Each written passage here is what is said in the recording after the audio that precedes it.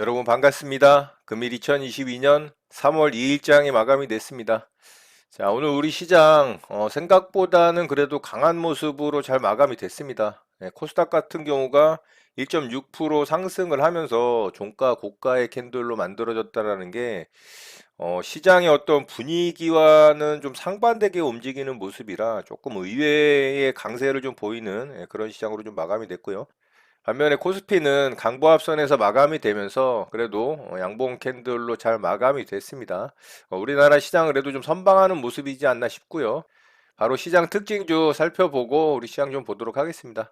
저는 오늘 매매한 종목이 없습니다. 시장은 뭐 코스닥 시장이 조금 좋은 모습을 보여주긴 했지만 상한가 들어가는 종목들도 일부 있긴 했어요. 그런데 그렇게 매매 대응하기 좋은 종목들의 출현은 제 기준에는 없었습니다. 그리고 그렇게 시장 중심주 또 강한 종목의 모습을 보여주는 그런 종목들의 움직임도 없었기 때문에 저는 오늘 매매를 좀 쉬었고요.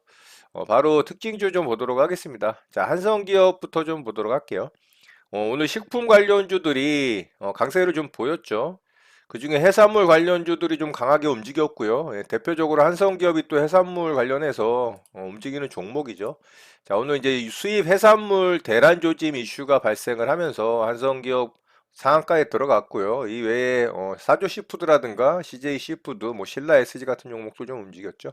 그렇지만 이 종목도 뭐 시장 중심 주격은 아니었습니다. 거래 대금이 책 190억 정도밖에 터지지 않았고, 자, 분봉상의 움직임도 매매 대응하기가 뭐 그렇게 쉽지는 않은 그런 모습이죠. 이런데 뭐 돌파할 때도 아랫꼬리를 이렇게 길게 빼면서 흔드는 모습이었기 때문에 이런 종목 대응하기가 만만치 않았을 거라고 좀 봅니다.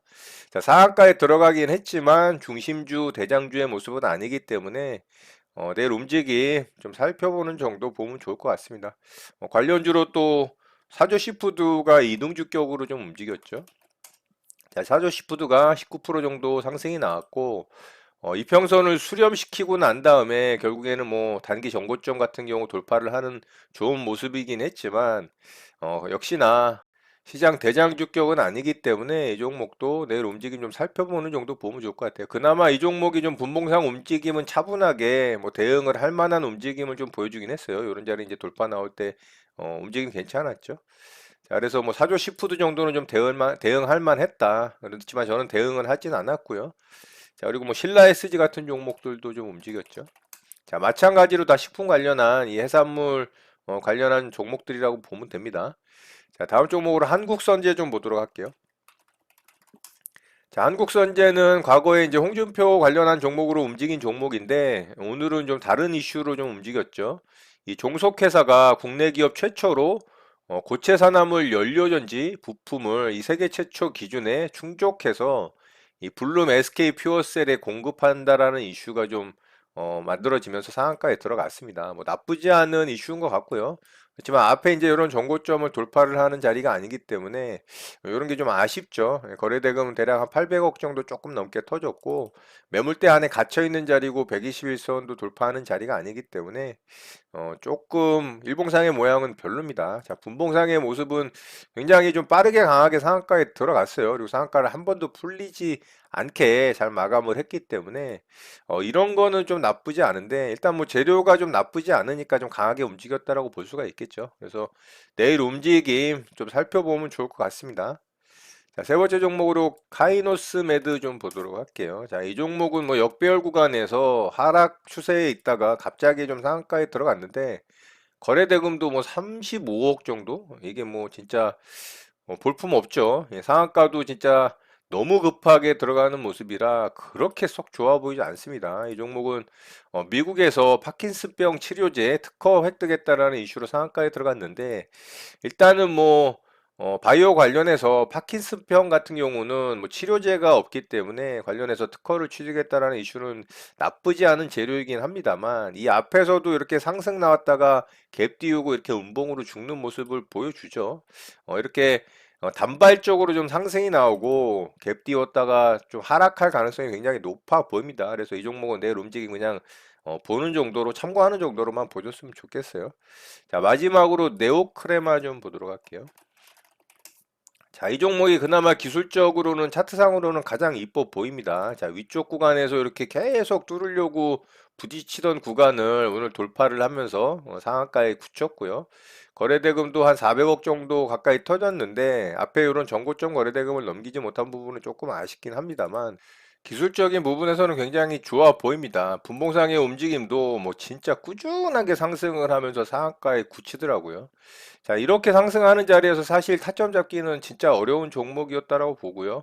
오늘 뭐 특별한 이슈도 사실 없었던 종목이라 이 종목도 매매하기는 좀 까다로웠던 그런 종목의 움직임이라고 볼 수 있습니다. 그래서 이 종목도 일단은 뭐 차트 모양은 좋아 보이기 때문에 내일 좀 관심 있게 보면 좋을 것 같습니다. 자, 오늘 특징주 이렇게 마치도록 하고요. 우리 시장 좀 보도록 하겠습니다. 자, 우리 시장은 오늘도 코스피 시장 양봉으로 뽑아주면서 5일선을 잘 유지를 했죠.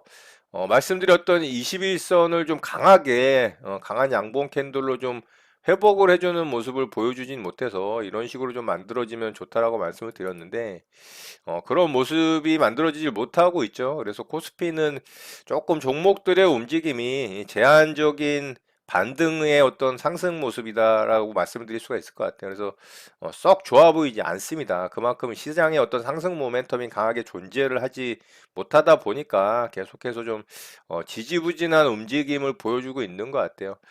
지금 계속해서 뭐 강하게 움직이기는 좀 어렵다고 보고요. 당분간은 아마 이런 박스권 안에서 좀 움직이지 않을까 싶습니다. 뭐 코스피의 강한 상승을 일으킬 수 있는 어떤 모멘텀이 만들어지기 전에는 그리고 실질적으로 시장이 좀 강하게 상승을 이어가기 위해서는 이런 고점 자리를 좀 뚫어주는 이런 강한 돌파 캔들이 만들어지기 전에는 그렇게 좋은 시장의 움직임이 만들어지기 좀 어렵지 않을까라는 생각을 좀 하고요.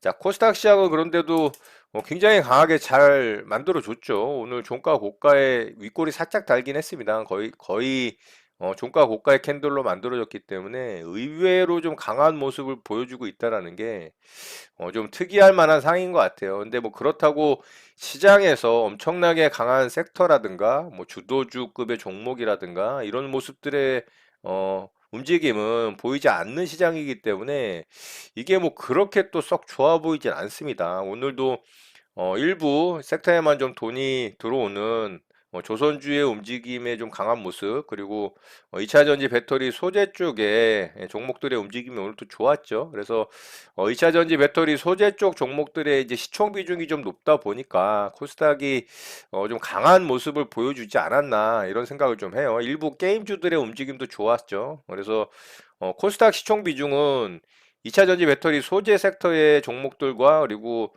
게임 관련한 종목들에 좀 비중이 있죠. 그러다 보니까 오늘 그 섹터에서 좀 종목들의 움직임이 좋게 나오다 보니까 코스닥이 좀 좋은 모습을 보여주지 않았나라는 생각을 합니다.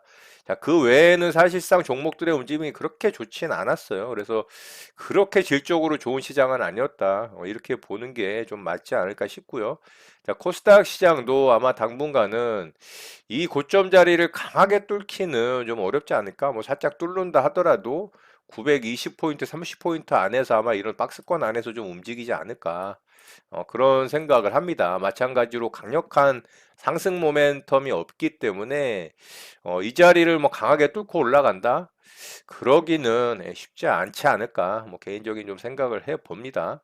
물론 뭐 갑자기 상승 모멘텀이 생길 수도 있어요. 그러면은 이런 자리 강하게 또 뚫고 올라갈 수도 있겠죠. 그거는 아직은 없기 때문에 그런 모멘텀이 생기는지는 향후에 이제 추이를 좀 지켜봐야 할 것으로 보입니다. 자, 수급적인 측면도 뭐 그렇게 좋지 않습니다. 거래소 같은 경우는 계속해서 외국인의 매도세가 좀 우위를 잡고 있고 기관 같은 경우도 역시나 이제 매도 위에 포지션을 잡고 있기 때문에 코스피가 강하게 움직이지 못하는 또 수급의 모습이죠. 반면에 이제 코스닥은 오늘 양매수가 들어오면서 좋은 모습을 좀 보여줬는데 이거는 또 장 후반부에 매수가 들어오면서 플러스로 전환이 된 것이지 장 초반에는 좋은 수급은 아니었다. 그래서 조금 그렇게 큰 의미를 둘 만한 코스닥의 모습은 좀 아니지 않나라는 생각을 합니다. 자, 러시아와 우크라이나 사태가 조금 빨리 좀 마무리되질 못하고 좀 길게 이어질 가능성이 있는 분위기가 만들어지고 있죠. 만약에 그런 식으로 좀 흐름이 이어진다면 시장도 좀 강하게 움직일 수 없는 상황이 만들어지는 것이고, 그런 이슈로 인해서 또 WTI 유가가 100불을 넘어섰습니다. 자, 유가가 폭등을 하게 되면은 당연히 물가가 오르게 되는 이유가 되고, 또 그로 인해서 또 연준의 스탠스가 시장에 부정적인 역할을 할 수도 있을 가능성이 있기 때문에 여러 가지로 하여튼 안 좋습니다. 그리고 3월 중순께까지는 연준의 FOMC 회의 결과가 기다리고 있고, 또 3월 10일에는 미국 소비자 물가 지수가 발표되기 때문에 그런 부분들을 또 시장이 체크를 하고 확인을 한 이후에 움직일 가능성이 있다라고 봐야 됩니다. 그렇다면은 그렇게 뭐 강한 상승이 나올 수 있는 시장은 역시나 아니다. 미국 시장도 마찬가지로. 자, 그렇기 때문에 말씀드렸던 것처럼 당분간은 좀 변동성이 그렇게 크지 않은 일정한 박스권의 횡보 장세가 만들어지지 않을까 이렇게 좀 바라보는 게 맞는 시장인 것 같습니다. 그렇다면은 아직까지는 그렇게 적극적인 시장 대응보다는 단기적인 매매 대응을 통해서 좀 강한 종목들 선별적으로 수익을 낼 수 있는 종목들 좀 대응을 하면서 시장의 어떤 추이를 지켜보는 게 맞다라고 봅니다. 자, 그런 부분들 잘 참고하셔서 여러분들 매매에 도움 되셨으면 좋겠습니다. 오늘 내용은 이것으로 마치도록 하겠습니다. 오늘 하루 마무리 잘 하시고 늘 행복하시기 바랍니다. 여러분의 구독과 좋아요는 언제나 영상 제작에 큰 힘이 됩니다. 감사합니다. JJ 리더였습니다.